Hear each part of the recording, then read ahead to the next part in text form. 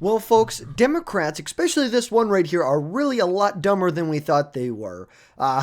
Kind of a little parody account here. But Chris Murphy, he is a senator from Connecticut, took the bait.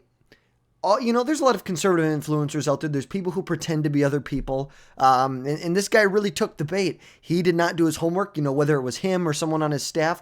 We're going to find that out eventually. But we're going to take a look at this here. But if you are new here, drop down below, hit that subscribe button, make sure you never miss another video from us ever again. So, Chris Murphy, senator from Connecticut, really took the bait. He bit hard, and in the Trump administration, they sank that hook right inside of him.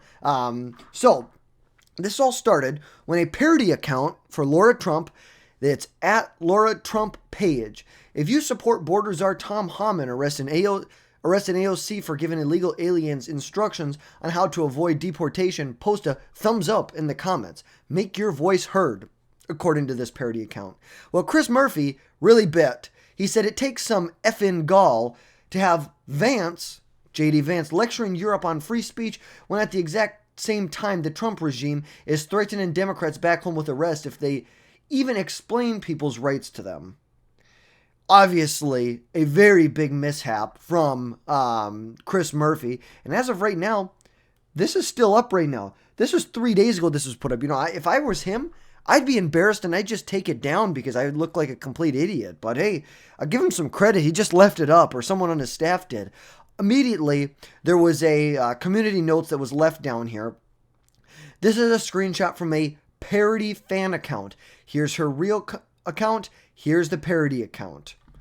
It's like, it's just as simple as that. The White House then responded, in fashion, said, "You are a moron, Chris. It is obvious this page is not affiliated with President Trump, his family, or the administration. We do, however, support your right to make such a statement, no matter how embellic it makes you look." It's like, I totally agree with this. It's like, what an idiot. Can you not do your homework for like 5 or 6 minutes? Can you not just maybe click on the link? You obviously got this screenshot from somewhere. Can you not just click over and see, oh, her parody account has 114,000 followers and her real account has 2.1 million. Okay, it took me about how many seconds? Like 4 seconds to figure that out there. But these Democrats, they don't care. That's the little secret here that no one wants to say out loud. The Democrats just do not care. All they care about is if they can get their little soundbite in to call Trump a dictator, to call it the Trump regime. That's what they care about. They don't actually care about helping people. Because if they did, it would have been a lot different the last 4 years under the Biden administration. I just love this. And to go after J.D. Vance for lecturing Europe on free speech, yeah, we are going to lecture Europe on free speech. Because do you know in Europe, it's illegal to post offensive content online?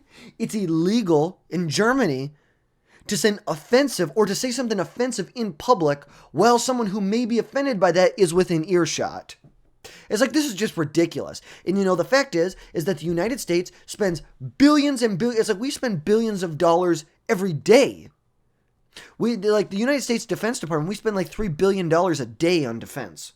And who's getting defended by that? Europe. We're giving hundreds of billions of dollars to Ukraine. Because Russia is trying to take it over. How much is Europe putting in? America's security is not going to be at risk because Russia takes over Ukraine. It's Europe's security that's going to be at risk. Granted, they are a very big ally, or so we thought. If we're spending billions and billions of dollars to protect Europe, why are we protecting, through our military might and the money we're spending, the European Union, where they don't believe in free speech there? I don't think we should be supporting countries or administrations who don't believe in the basic fundamental rights that we believe in here in the United States. We should not be funding these authoritarian people with these authoritarian top-down policies that are to limit free expression. Jordan Peterson puts it perfectly, and I wish I had the video up right now. But in order to think, you must risk being offensive. I'm going to say that again. In order to think, you must risk being offensive.